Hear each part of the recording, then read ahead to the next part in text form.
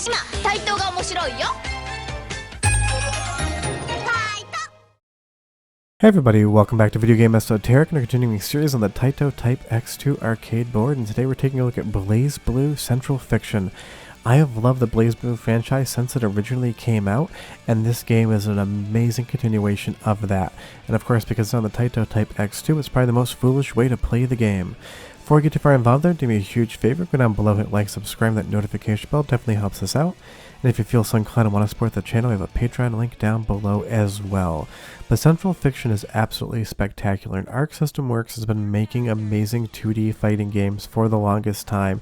Back in Guilty Gear years with BlazBlue, if they make a 2D fighting game, you know it's going to be pretty damn good. I'm going to go with Taito here because she's the character I originally learned when I first picked the series up when it came out, and I still feel really familiar with her because it's been some time since I have played this, but I did buy it on consoles when it came out.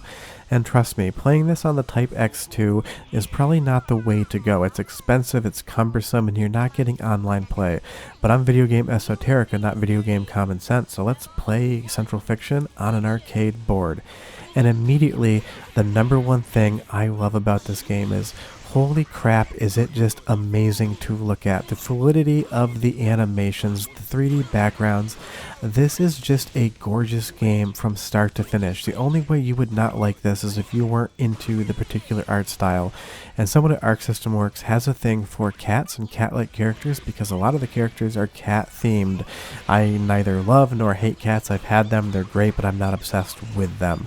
But mechanically, this is one of the fastest, most fluid 2D fighting games I have ever played, and because I played so much of the original game, Calamity Trigger, when it came out, I feel right at home playing as Taito. It just clicks, and everything is working exactly how I expected it to, and I love her ability to zoom across pretty much 2/3 of the stage to get to the opponent and be able to attack, and all of her combos and specials just feel so great to me. But this game roster is massive. There's light characters, there's heavy characters, there's characters in between, characters that are more offensive, characters that have more of a defensive sneak attack to them.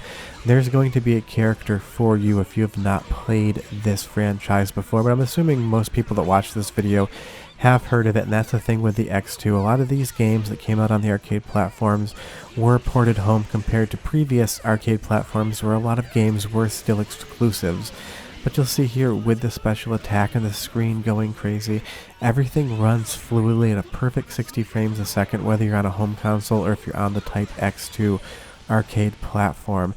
And you'll see there I was able to win again. This game just has so many good vibes to it. You even get a lot of story in between, but weirdly, it's in Japanese, and even in the English version, they apparently did not sub the voices, so some of it's just going to be completely indecipherable, but honestly, it's a fighting game.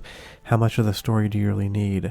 And I love the intros to the arenas as well, because they are so cinematic. You get these big sweeping camera pans and moves in before the match, and you even get a little bit of dialogue there. But damn, when this game is in motion and you are playing it, it feels so incredible, and that's what I want to keep coming back to, is just the different combos and movement tech you have in this game, because you can double jump, you can zoom across the screen, you can get in close and fight. There's so many different characters and different methodologies to your fighting that you're going to find one that works for you. And you'll see down there that numbered gauge in the bottom left hand corner with the 4 notches is a special meter, and what I usually try to do is get it up to 100 so that I can do a special attack versus using some of the smaller bars to it, because I find that this is a game where even though the specials are spectacular, just playing it without trying to worry for that big damage hit is still fun, because a lot of your regular attacks hit so hard it's great. But as good as this game plays and as great as it looks, the soundtrack is so much fun, so go ahead and listen for 45 seconds and I'll come back and tell you more why Central Fiction is one of my favorite fighting games of all time. But enjoy! The wheel of fate is turning. Rebel 1. Action!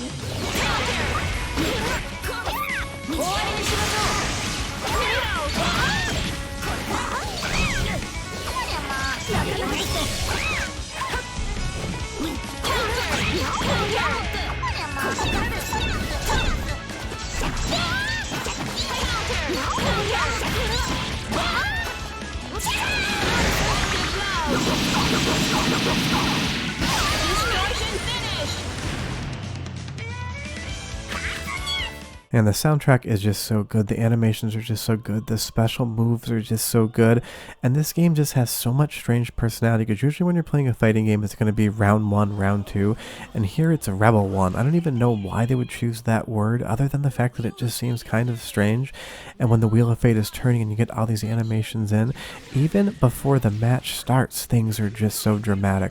But moving over to Arakune here, a character that I don't remember as well as I thought, you're going to see a completely different fighting style, because they are much slower and they deal more in sinking into the ground and coming back up, and have a different traversal methodology across the screen. But if you learn a character like Arakune really well, they're extremely hard to defend against, because you're never quite sure what they're going to do and where they're going to pop back up in. Obviously I'm playing this against the CPU, not a real character, but if I was playing against a friend, it would be very confusing for them to understand that movement methodology, and I do absolutely love that about the game. But there's so many different fun characters. Rachel here with her umbrella and this floating kind of like bat cherub that comes around with her. It's just fun and it's weird and unique, and this is a character I don't normally choose to play as, but I wanted to show off some characters in different ways to play. Even though she is small, she is quite slow. It's an interesting dichotomy. Usually the smaller characters are the faster ones, but BlazBlue is going to play around with those expectations, and you'll see it's the same stage we saw before, but it's now nighttime and it's changed completely graphically. And some of the special moves here, this Zenki style animation, and if you never watched my video on Zenki, I'll try to leave a link below. I just love it. But the best part is, there's such a wind-up, I was able to counter it completely and win by avoiding it. The counters in this game, when you pull them off correctly, feel incredible, because we just avoided one of the biggest attacks that character has that would have 100% killed us, and we were able to do it relatively easily because I played the game enough. And that's the fun part about this game. You can pick it up and play it and be pretty good. Some characters like Bullet I'll just never understand, and I'm showing you some of my worst gameplay here, because it's just a character I'm not familiar with, but this game makes me want to learn more of the characters. And this stage in particular, with all the roses on the ground and the jack-o'-lanterns in the background, it's just spectacular. The art designers and character designers and artists at Arc System Works are probably some of the most creative and best artists in the genre of video games. I would put their art style up against anybody else making other games, maybe outside of From Software and some of the world building they do here. But again, so many different types of characters, so many different types of ways to play, because Taser here, I used to use him when I wasn't playing Taokaka, is a heavy character, but once you learn his movement techniques and how he moves around the area, it's so much fun, and there is so much detail in the background. You have this big fluffy dog there. Unfortunately you can't pet him, that would be amazing if you could, but he's just yawning in the background as this fight goes on, and you really shouldn't look away from what's happening. It's easier for me to do it when I'm doing commentary versus playing. But again, I just can't talk about how beautiful of a game this is, and when you pair it with the absolutely outstanding fighting game mechanics that Arc System Works has put in, this is an absolute 10 out of 10, hell, an 11 out of 10 fighting game for you to play. And there are some interesting things on the internet about the development of these games as well, and I'll try to bring them up, because some of the Arc System Works artists in later games have been using 3D polygons that they make look like 2D sprites versus going full 3D, something like the most recent King of Fighters game did. This is 2D artwork at its finest, incorporating 3D in as well. It reminds me of Marvel vs. Capcom 2, except in a much more modern and exciting way. And that is just so much fun. And I know this is a huge game and it's not esoteric whatsoever, but the way I'm playing it is, and that's always fun.